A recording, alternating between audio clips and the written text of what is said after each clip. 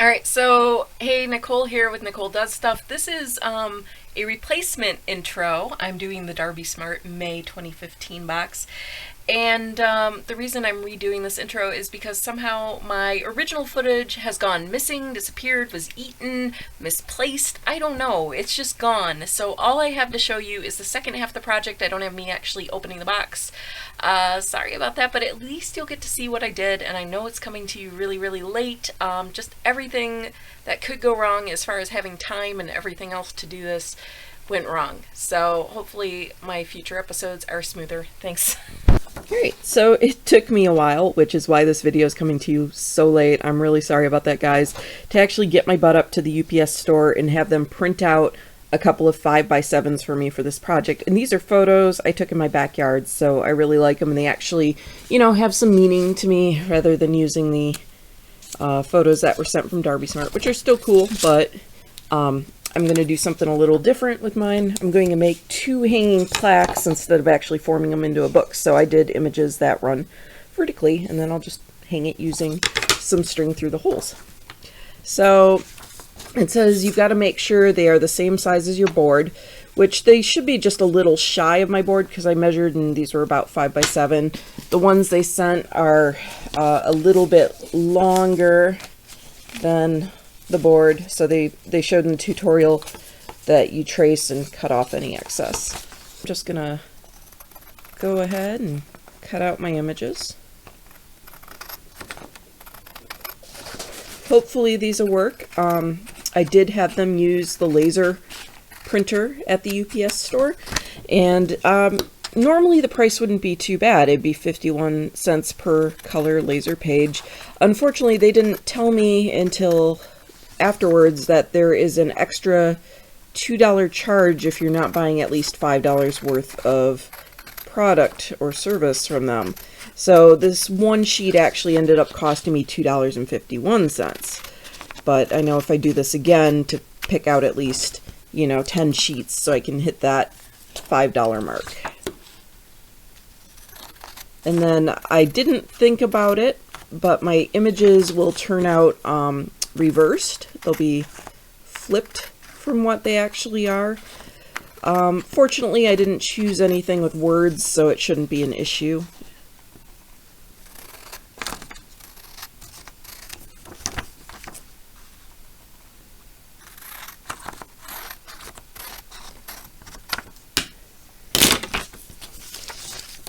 Alright, got my mushrooms, got my grasshoppers.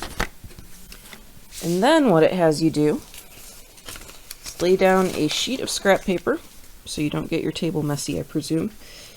Put your picture on it. I'm going to shake up my Mod Podge.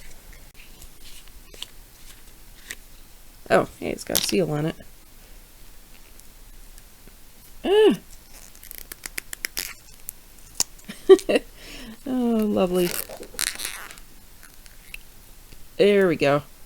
Minimal Mod Podge on my fingers, and this is what it looks like. It looks like glue, basically.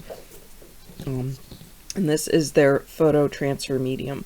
I know they make a line of products. Let me find a little something to squeeze this out onto. Well, honestly, I can use one of these sheets of paper, I guess, since I'm not using the images on them. So I'll use the one with the bike on it, just in case my pictures don't work, and I want to attempt this again on the back side. So, here we go. It is really thick.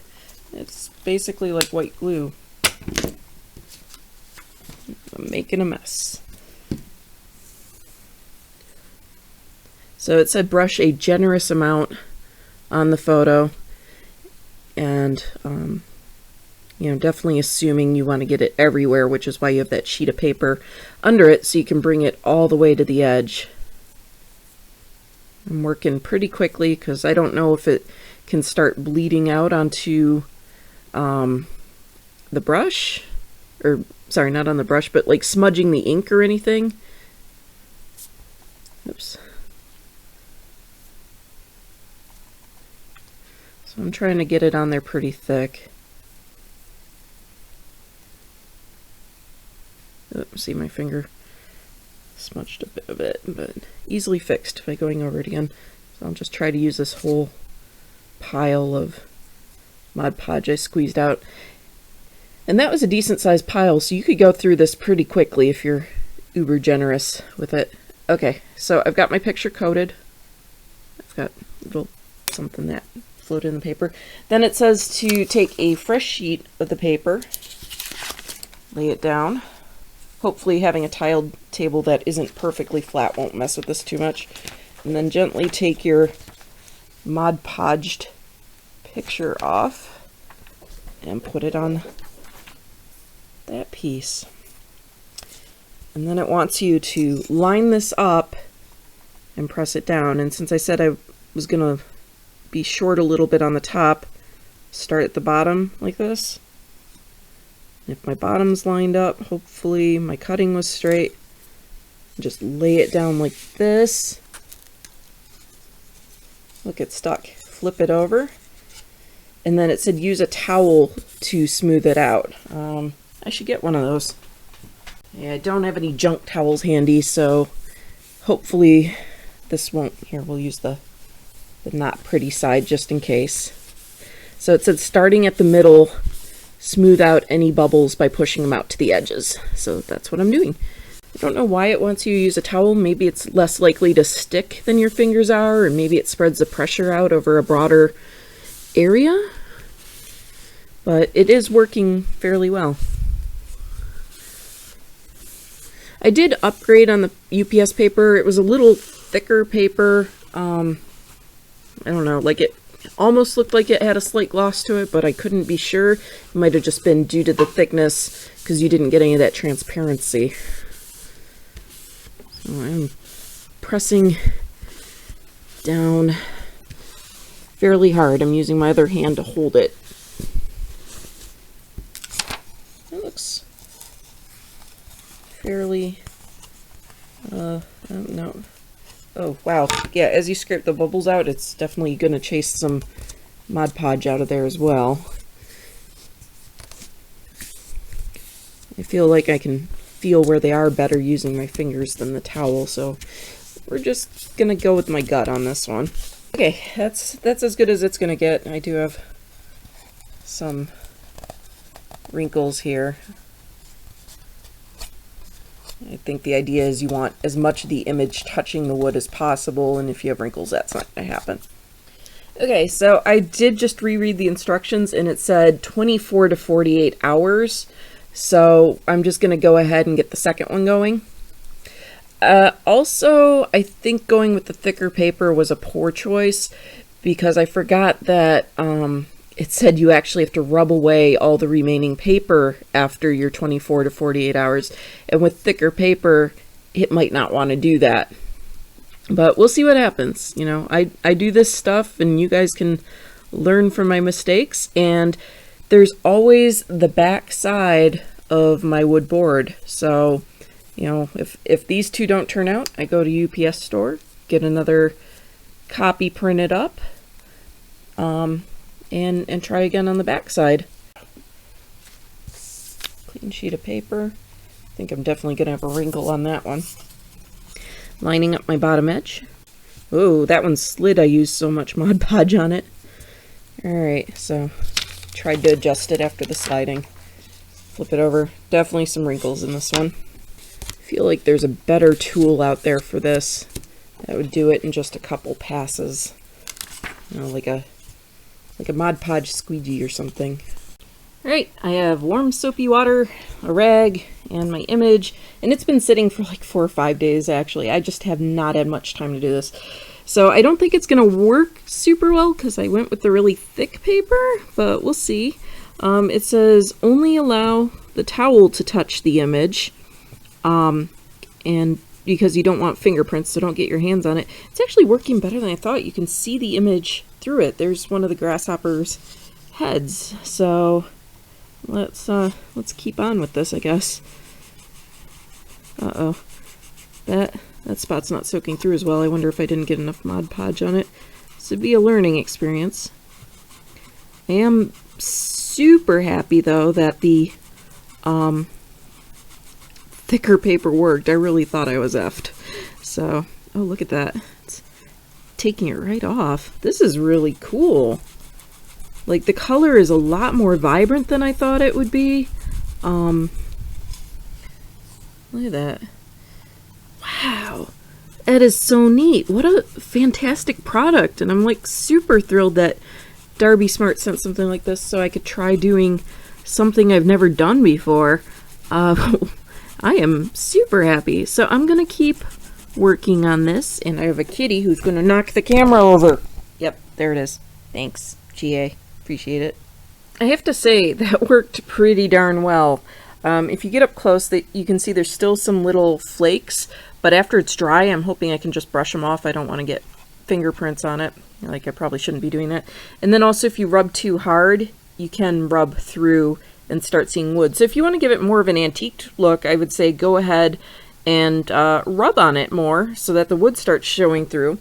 Also, be careful. It looks like I didn't get my corners well enough when I did it, so I lost that. You can see where my 2 holes are, which is good. I'm going to go ahead and do the other one, and then I'll string some leather through here. Here is how my other one turned out, and this one I kind of like a little better because you can, hopefully it shows up, you can sort of see how you can see the wood grain coming through on it.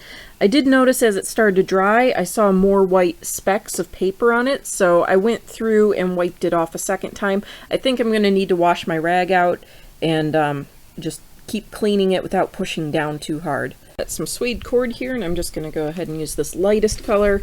Let's approximate what I'll need to make it a wall hanging.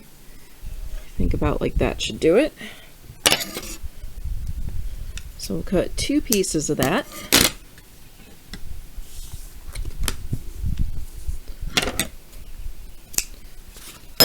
And then, let's see if we can poke it through. Yeah, the paper is nice and wet, so it's gonna tear, I think, about perfectly. Yeah, there we go. And then I have to decide whether I want to pull it from the front or the back or how I want to do this. I think maybe just a couple of knots in the front would look pretty good.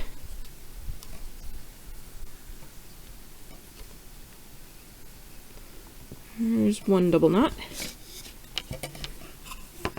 And then we'll poke it up through the back.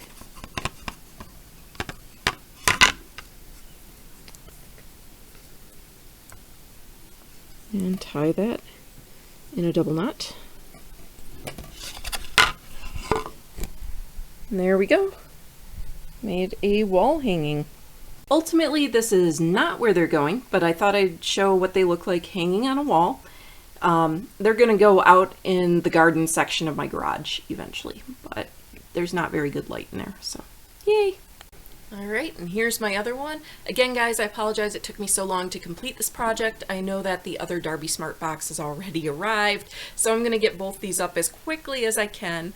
I really think this was an awesome project. I enjoyed it a lot. I liked adapting it because I didn't have much use for a photo book.